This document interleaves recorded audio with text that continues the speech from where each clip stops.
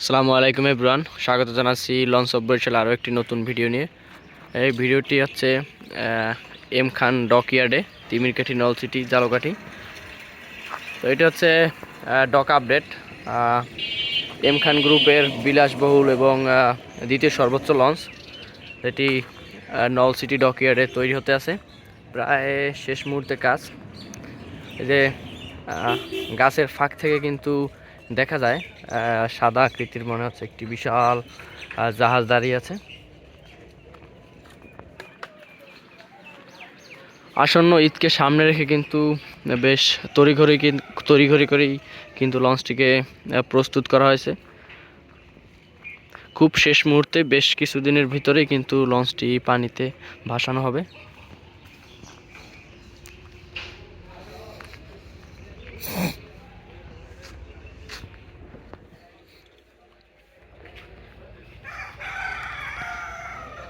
বাইরের সকল প্রকার কাজ কিন্তু শেষ।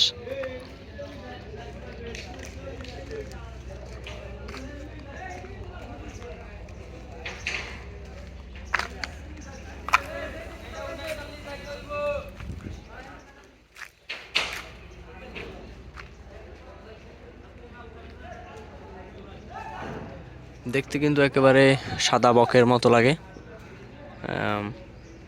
দেখা যায় কিন্তু শুধু পিলারগুলো কাটা হবে।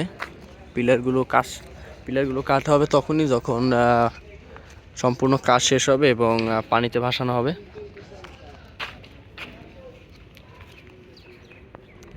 এখন কিন্তু লঞ্চটি পুরো পিলারের উপরে দাঁড়িয়ে আছে।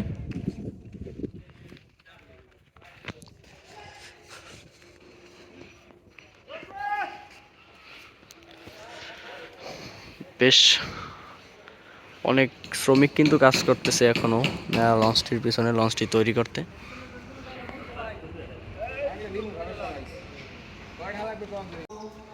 লঞ্চটি আমরা সামনে থেকে পিছন পর্যন্ত ঘুরে দেখব, দেখি কি অবস্থা। পিছনের দিকে যাই।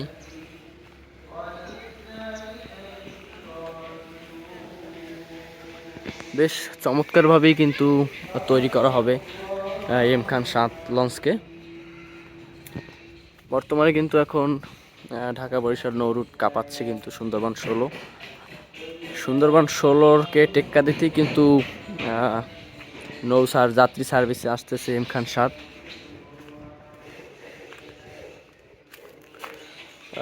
দর্শক, বেশ কিছু বস্তা রাখা হয়েছে। এখানেও পিলার ছিল, এই যে দেখতে পাচ্ছেন। শুধু সামনে কিছু পিলার আছে, সেগুলো কাটা হবে। যে প্রতিটা পিলারই কিন্তু কাটা হয়েছে।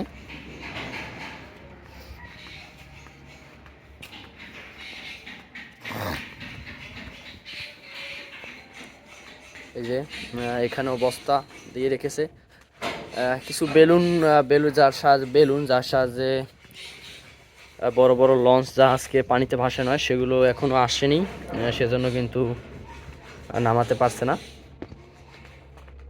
এই যে একেবারে পিছনেও কিন্তু বেশ কিছু বস্তা দিয়ে ভর দিয়ে রাখা হয়েছে।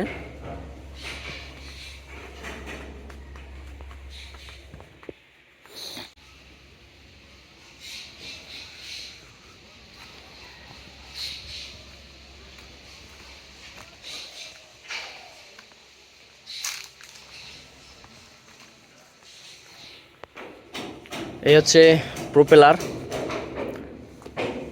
এম খান 7 লঞ্চের প্রোপেলার।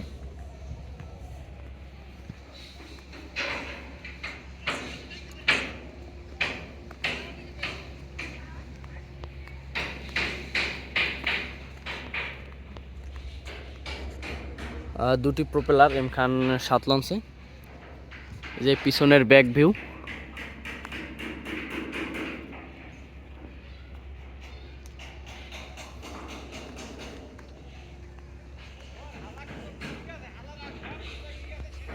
পিছন সাইডটা কিন্তু বেশ চমৎকার এবং বেশ বড়। অবশ্য সুন্দরবন 16 থেকে নয়,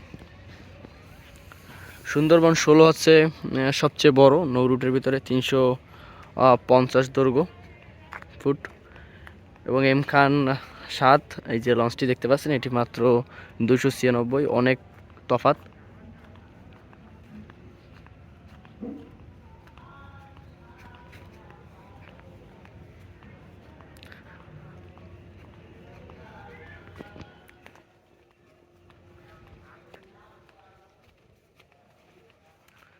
হচ্ছে মাস্টার বিচটা কিন্তু বেশ চমৎকার হবে, ভালোই দেখা যায়, বেশ বড় সড়ো।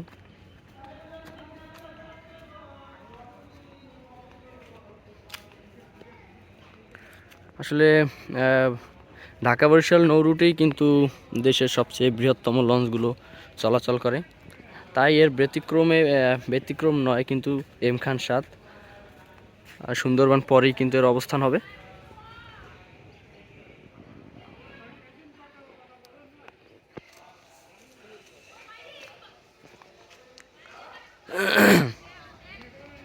দর্শক, খুব শীঘ্রই কিন্তু লঞ্চটিকে ভাসানো হবে, কিন্তু অ্যাকচুয়ালি বলা যাচ্ছে না যে কত তারিখে হয়তো পানিতে ভাসবে।